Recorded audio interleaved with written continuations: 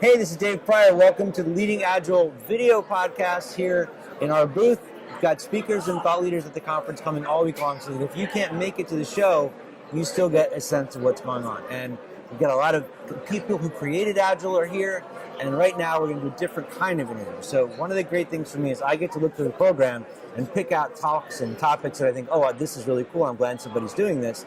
And Cass Van Gelder, am I pronouncing it right? Yes, okay. Absolutely. Had a talk yesterday, the Flying and the Thud mental health issues on Agile teams. And I don't think anybody's done a mental health talk at one of these conferences before. There's some of the topic in other sessions in the past, but not as directly, right? I haven't heard of anything, no. Okay. So it was pretty interesting for me to do it, yes. Okay, so can you, for the folks who weren't able to make it, what was the talk about? For this one, it's an experience report, so there's also part of it that's written that's already been published to the Agile Alliance site. So we'll add the link to the show notes after the videos. That's fantastic too. So when you do these experience reports, you talk about things that you've actually gone through. So right. it was a way for me to open up the discussion, but also discuss what I had personally been through, so that it made it more of a safe space for people to talk about these things and not feel like, this was something that was happening to someone else, outside of me. Right. So. Okay. So what, I know in the description you talk about some different things. You talked about OCD, ADHD, bipolar stuff. Like what came up when people were asking about this, or what kind of issues did you focus on in terms of the workplace and how people are treated if they've got some of those conditions? Well, mostly I focused on bipolar because that's what I have. And there were other issues that I brought up, like ADHD, because I have children that struggle with that. Okay. Also panic disorders, or, like one of my daughters has an issue with, what do they call it? Social anxiety. Okay. So, there's some issues surrounding that. Plus, I've worked with lots of people who either have Asperger's syndrome, or are on the spectrum for autism. I have seen a lot of people with OCD and a ton of people with panic disorders. Okay. So. Do you think that, it seems to me like over the past maybe 10 years in the workspace, in technology especially, things like Asperger's, OCD, ADHD, they're kind of almost expected, or I don't know, and maybe this is part of the problem, is that to me is like, okay, we're going to have people like that, that's whatever. I don't know if a safe space is being violated when I say things like that. Is it? How do you mean? Well, why would you think it's being violated? I've known people in the past people that had bipolar. Okay. And one of the words that became a word that we don't use anymore was crazy. Right. Because it was never meant in a harmful way, but it's not a word that pays respect to the person. Okay. And the things that they're doing. At least that's how I would think. And I think things like saying people are he's on the spectrum, I'm a little OCD today, whatever. Does that make light of those things?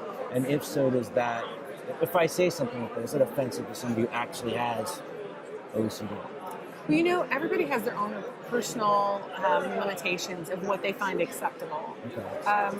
For me, I don't have that issue because I know what I have and I know how I want to treat it, but other people might find it very offensive. So, it's like any other sort of thing. Yeah. It's all in how the person who is receiving the information perceives it. Okay. So. Do you run into a lot of people who are, if you're at work and if you let somebody know that you're bipolar, do they still not know what that is? Do they still confuse it with lots of other things?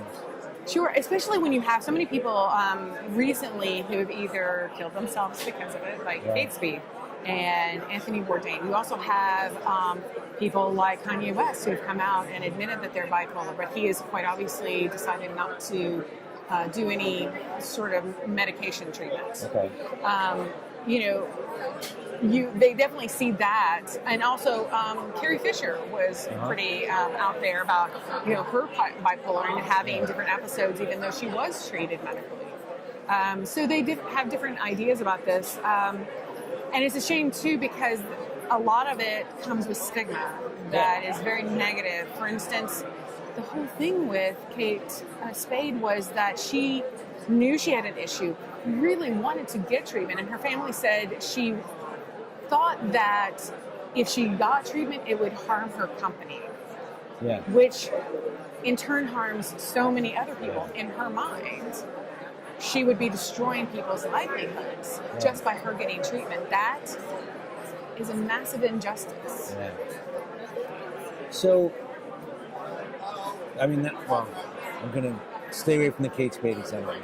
Okay, we can talk about what No. But what I wanted to ask was, how can a more, I know you talked about inclusivity. Mm-hmm.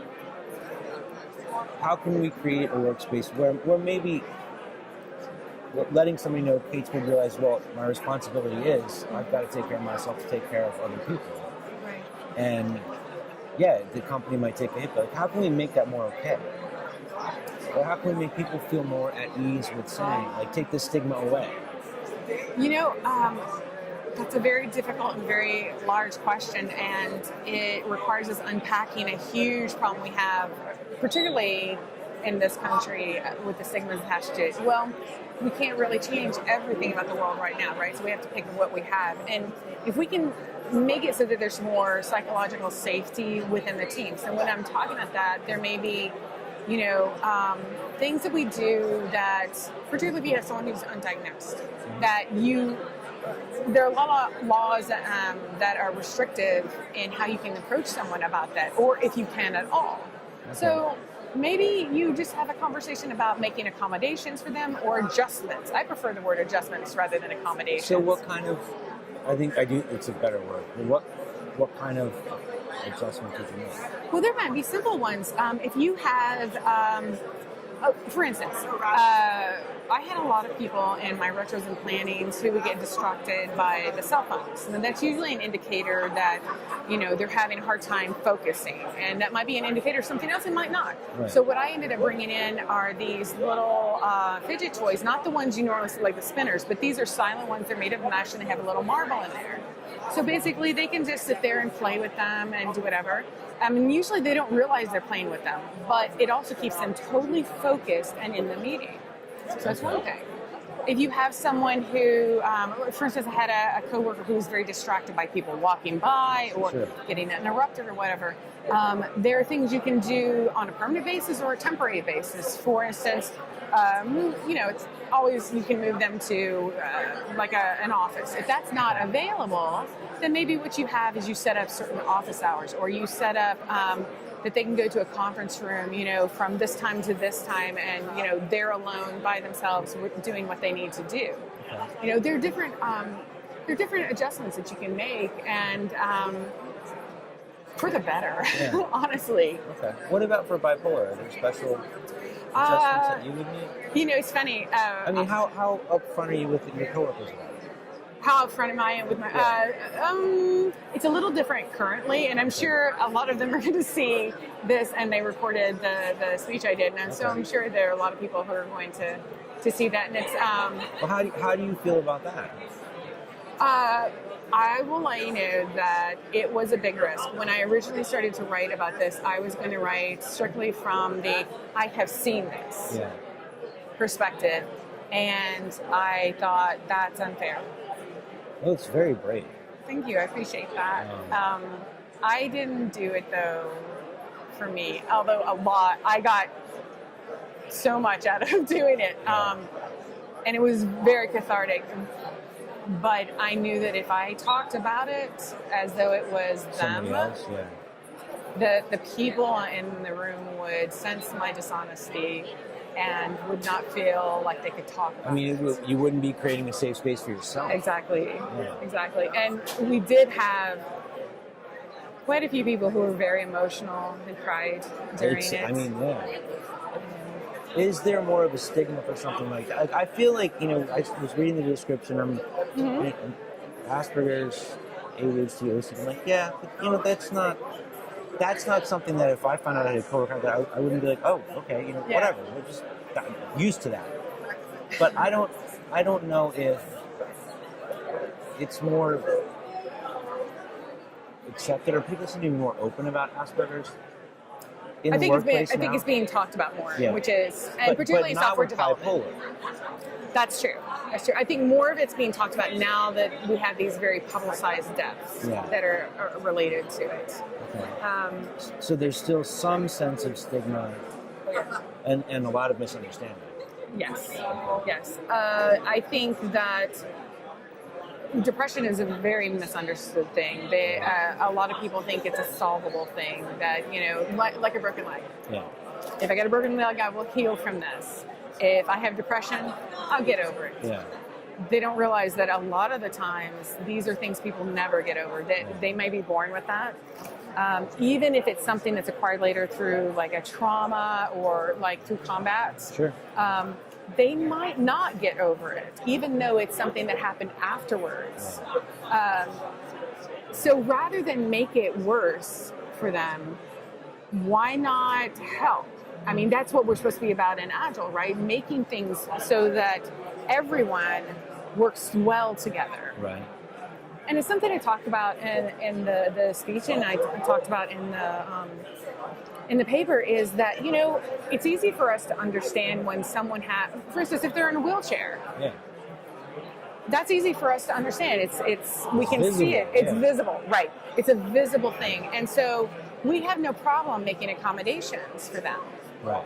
When I mentioned at one point to some coworkers, because I wanted to get some more information about, so if we had someone who had some mental issues, how would, what would you do to help accommodate? Well, how do you even know? Well, you wouldn't necessarily. Yeah. It could be anything. It could be a diet thing. It could be something. I mean, there's lots of things. And I would never feel comfortable walking up to somebody and being like, you seem kind of manic right now. Like, what's going on here? Are you on speed? Are you actually, like, whatever? So that's the part of it where I get a little bit. Yes. I don't even know how to approach that conversation, and in a way that is respectful and would make someone feel safe. That is a difficult thing because it's such a personal story that someone has, and there are risks to revealing it. I think for me, earlier on in my career, there would have been much more risks than there are now, because before there would have been, well, I think we all know how it would have been. Well, okay, so let's say that somebody's depressed in the workplace. I'm sorry? Somebody's depressed. Okay. What kind of adjustments, or how could the team help that person? Well, here's the thing. You go to them and you ask, first of all. Okay. And there are ways to start that conversation without what would be seen as being an accusation. So, You like, seem what's a way depressed. that I could... It's like, I noticed, and you talk about the behavior. You don't talk about you are this thing.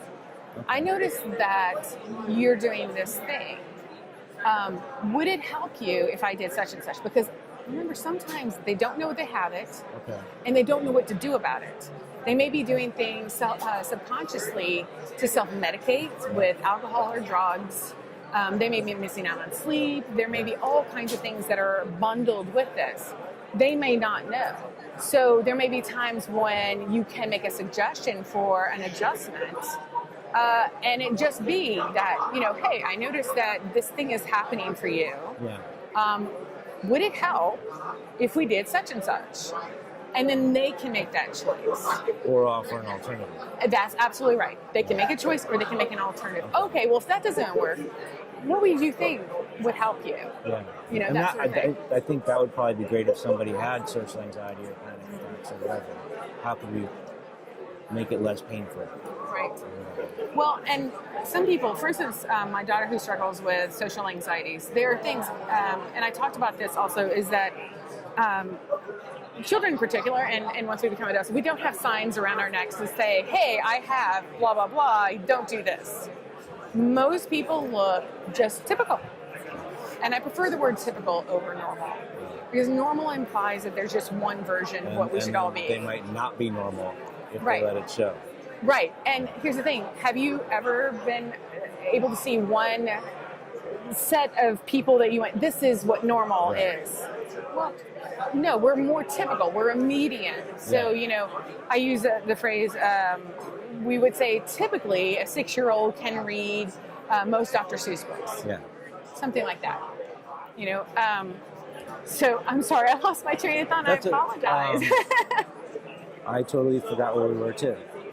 That's okay. You started talking about kids, and social anxiety. Yeah, social anxiety. So one of the things we do with This her, happens in interviews. We get lost in the conversation. one of the things we do, particularly with her, is that it's our jobs as parents to help train her to be in the real world, Okay.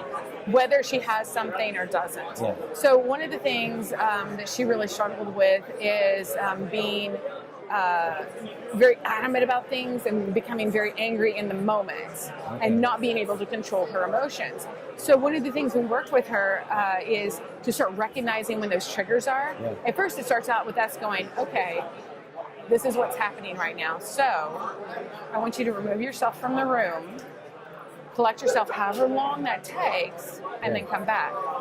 She eventually graduated to where she can recognize a lot of those triggers. Like, I'm getting to that point. And so she has the conversation. She says, I would really like to leave the room for a few minutes. Would you mind if I come back in 10 minutes? So she's informing them when she's coming back and that she will come back to this. Yeah. But right now she needs to go and do this thing. There have been occasions when people said no. And she says, I'm sorry, I need to do this. So you've taught her to protect herself. Yes. Which, Yes. I mean, to me, like talking about creating a safe space at work, allowing people the freedom to do that without stigmatizing that behavior. Right. They need to take 5, however long. You need to go sit in a room by yourself for a while. That should be allowed. Well, you know, particularly as Scrum Masters, we had teams when I worked with this one company where it was known amongst the people, not my teams that I worked with as a Scrum Master, but it was amongst the team of Scrum Masters themselves that knew what were going on. And so there were times that I would set up with them, little signals so that, because they were aware, but I didn't necessarily want the rest of the people to be aware. So, I could tap out, basically. Okay. And that was super helpful. Okay. That's awesome. I'm really glad. I think what you did was very great, and I'm really glad that you have this. That you Oh, did thank this you. I talk. appreciate that. If people want to get in touch with you, what's the best way for them to do that? There are a couple of different ways. I have Twitter. Okay. Yeah, you have a complicated Twitter handle. I'm sorry. It actually, which will be in the show notes. It will be in the show notes that my Twitter handle is complicated. It's Agile is my name _O. And that was me not creating a safe space for your Twitter handle. But I do have an email too if anyone wants to talk about it more privately, which is agileismyname.o@gmail.com. Okay. So I do have both of those available, and certainly am willing to, talk to people about some of these things. This was awesome. Thank you so much. I appreciate it. So Thank you. keep watching all week. We're going to be doing interviews all day today, all day tomorrow, all day Thursday. Thanks.